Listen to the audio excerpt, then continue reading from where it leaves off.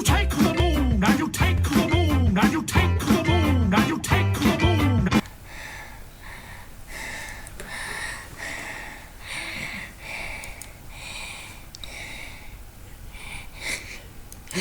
You know who steams my beans? The Disney Corporation. For one main reason, baby freaking Yoda. That little dipshit has cost me all the enjoyment of today's world. For one, that little green bean makes me extremely angry. He serves no purpose and clearly isn't from the past. This is unacceptable. How the fuck do I do this? Press file to press new. Press fuck. File to new. File? File.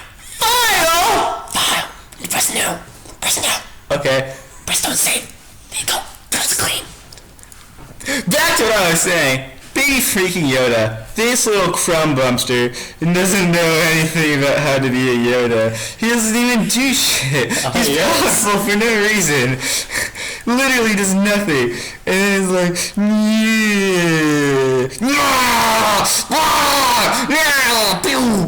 lightning force!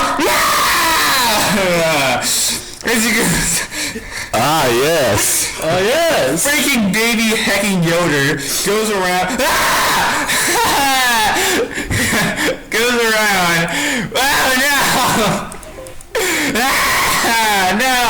Baby Yoda's using his powers on me. The Disney Corporation wants me to silence, but I won't. Okay, big freaking Yoda. He goes around in silver star shit that looks like a turd, with the jets and sands like this. And also this, and stays and ship, goes around with that, zooms to the galaxy real quick. There's no apparent reason. Another main reason is the Mandalorian is blue gamer, and he offers no good story for that. He's just there for no reason. Yes.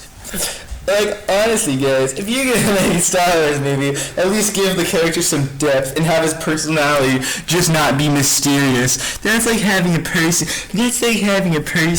be like 6 feet tall and have that be their personality. This guy's just lame. Bruh, the character's as hollow as the souls of the people who go on Saturday Night Live. It's just truly depressing.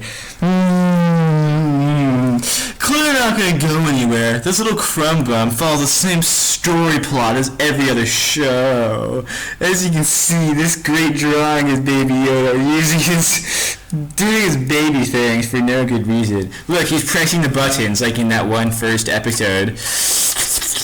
It freaking sucks, man. Like, for real. On to my next point. Yeah, I would watch all the Sharknado movies unironically, then see Baby Yoda for 10 minutes. The Star Wars universe is so cool and complex.